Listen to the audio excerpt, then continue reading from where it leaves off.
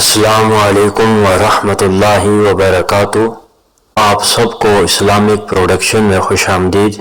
آج کا جو میرا موضوع ہے وہ دو صحابہ کرام کو، ان میں سے ایک کو ابلتے ہوئے تیل میں ڈال کر بھنا گیا۔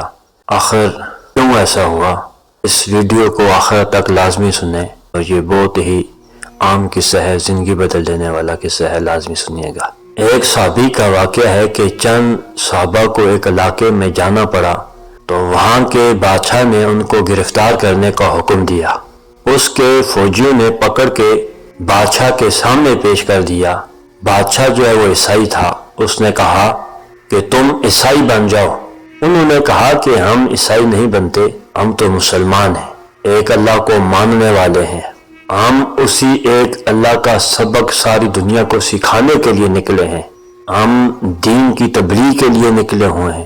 اس نے کہا کہ یا تو تمہیں میری بات ماننی ہوگی یا نہیں تو میں تمہارے ساتھ سخت سلوک کروں گا۔ انہوں نے کہا کہ آپ کی مرضی، جو چاہیں کریں، لیکن ہم تو اپنے دین سے اور اپنے اللہ سے پھرنے والے نہیں ہیں۔ قرآن مجید میں اللہ تبارک و تعالیٰ نے ارشاد فرمایا، اے مسلمانوں، تم میں سے کوئی اگر دین سے پھر جائے تو اللہ تعالیٰ دوسری قوم کو پیدا کر دے گا۔ جو اللہ سے محبت رکھے گی، اللہ ان سے محبت رکھے گا۔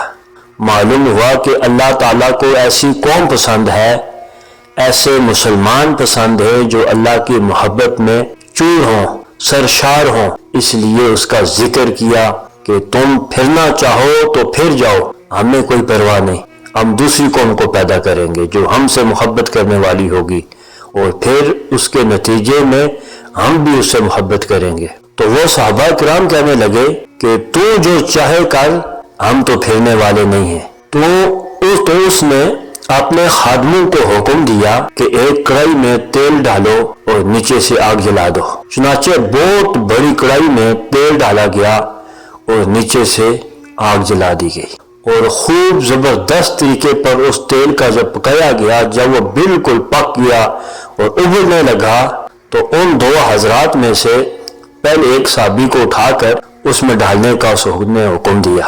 جب ان صحابی کو اٹھا کر اس میں ڈالا گیا تو وہ کباب کی طرح اس میں جل کر راکھ ہو گئے۔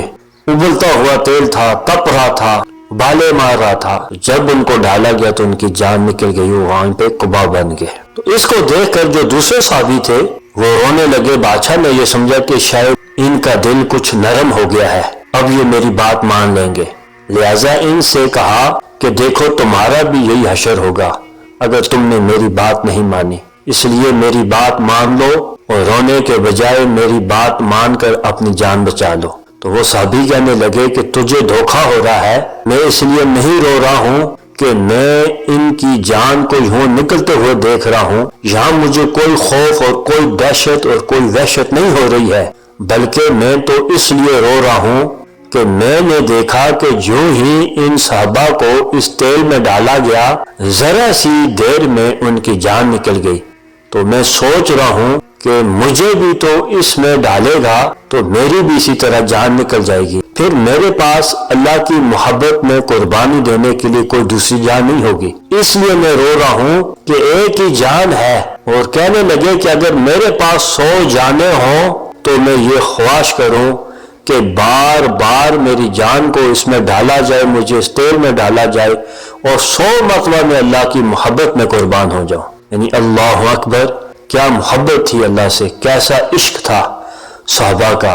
کیا دنیا کا کوئی عاشق محبت کی ایسی مثال اور نظیر پیش کر سکتا ہے؟ حدیث میں آتا ہے کہ رسول اللہ صلی اللہ علیہ وسلم نے فرمایا کہ اس ذات کی قسم جس کے قبضے قدرت میں میری جان ہے، میں یہ چاہتا ہوں کہ اللہ کے راستے میں مجھے مارا جائے، پھر زندہ کیا جاؤں، پھر مارا جاؤں، پھر زندہ کیا جاؤں، پھر مارا جاؤں، پھر زندہ کیا جاؤں۔ یہ بخاری شریف کی حدیث ہے۔